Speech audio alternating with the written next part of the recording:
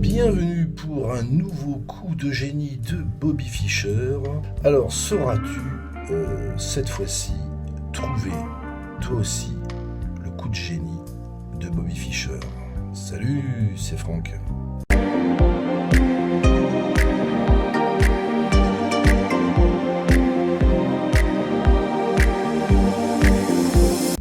On se retrouve pour une partie qui a eu lieu en 1958 en Yougoslavie au tournoi interzonal. Une partie qui oppose donc Bobby Fischer avec les Blancs contre Bent Larsen avec les Noirs. C'est le 22e coup blanc. On peut voir que la position peut rappeler une méthode Ruiz avec la diagonale du fou bien ouverte qui converge avec une attaque frontale de la tour contre le roc. Alors, qu'a été le coup de génie de Bobby Fischer dans cette position? Tu es prêt? Top, c'est parti.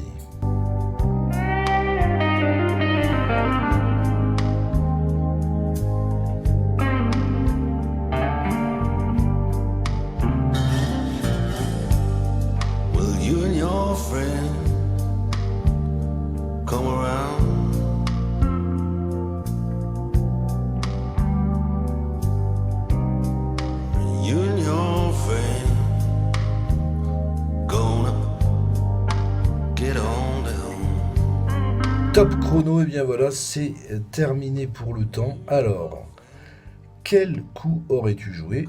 Et en tout cas, quel coup penses-tu que Bobby Fischer ait joué en 1958 dans cette fameuse journée de tournoi interzonal face à Bent Larsen? Eh bien, Bobby Fischer fit un coup surprenant, mais si on compare avec les attaques de sacrifice qu'on peut trouver avec la méthode Ruiz contre le roc adverse, eh bien, on n'est pas surpris de voir Fischer jouer tour fois H5. Eh oui, Fischer prend donc le cavalier en H5 avec sa tour. Il fait donc un sacrifice de qualité, la tour contre le cavalier. Mais est-ce vraiment un sacrifice? Est-ce vraiment un sacrifice? On va le voir tout de suite. Bent Larsen a répondu donc avec le pion qui prend en H5. Et là, c'est aussi un coup de génie. Mais en tout cas, c'est bien enchaîné, c'est très logique avec Bobby Fischer qui va pousser son pion en G6. Comme ça peut également se faire, et même que ça se fait avec la méthode Ruiz. On pousse les pions en avant, on ouvre et on fait pression contre le roc adverse.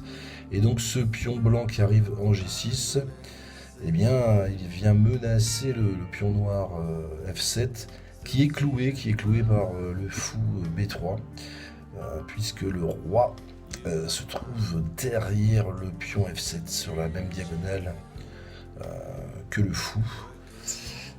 Et ensuite donc, eh bien, Bent Larsen a répondu avec un coup de pion en E5. Et Bobby Fischer a pris le pion F7 avec le pion G6. Là, ça devient critique, très critique pour les Noirs, puisque donc c'est un échec au roi. Le roi noir s'est déplacé en F8, tout simplement pour bloquer bien l'avance du pion F7 éventuellement. Ensuite, bien, Bobby Fischer a utilisé son fou blanc et l'a placé en E3. Bent Larsen a tenté de fermer la diagonale du fou en jouant D5. Mais bien sûr, ce qui s'est passé, c'est que Bobby Fischer a pris le pion D5 avec son pion E4. Ensuite, la tour noire a été prendre le pion F7.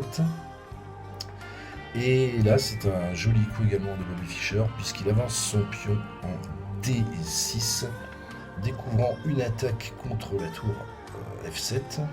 Donc ces deux tours vont aller en F6 pour les noirs. Et c'est ensuite le fou blanc qui va aller en G5. Là, on se rapproche mortellement du roc. La dame noire va aller en B7. Et ensuite, eh bien, Bobby Fischer va dérouler avec le fou qui prend en F6. Le fou noir va reprendre en F6. Et Bobby Fischer va pousser encore, il va aller pousser son pion encore plus loin en D7. C'est ensuite la tour noire qui va aller en D8. Et après le dernier coup de Bobby Fischer, la dame va aller mettre en échec le roi en D6. Et le champion danois Bent Larsen abandonna.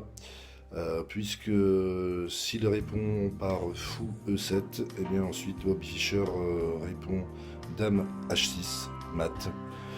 Et s'il répond au lieu de fou E7, s'il répond roi G7, et bien il y a tout simplement tour G1 échec. Et le fou F6 se fait prendre. C'est donc une magnifique victoire de Bobby Fischer en Yougoslavie pour ce tournoi interzonal. Et le 22e coup a donc vu ce coup de génie. C'est un coup de génie qui a été largement salué car c'est un des plus gros coups qu'il ait fait, un des coups les plus difficiles à trouver. Donc si tu ne l'as pas trouvé, c'est normal. Si tu l'as trouvé, eh bien c'est que toi aussi, tu es un génie.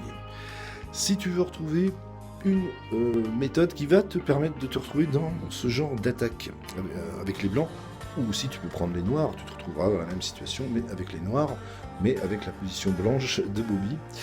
Eh bien, je t'invite à cliquer sur la vidéo pour 3 jours de formation vidéo gratuite. Voilà, c'est comme ça.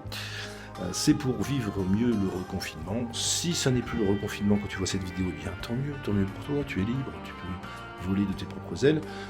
Mais si tu es en confinement comme moi, eh bien je t'invite à utiliser ton temps de façon constructive et enrichissante avec cette formation sur la méthode Ruiz, la méthode d'échec interdite. 3 jours de vidéo chez toi, sur ton email, tu cliques juste en dessous. Je te remercie pour ton écoute, mets un petit pouce en l'air, abonne-toi si tu n'es pas abonné, tu seras bien sûr le bienvenu, la bienvenue si tu es une sacrée joueuse. Et je t'invite à regarder les autres vidéos, je t'embrasse, je te dis un grand salut, c'était Franck.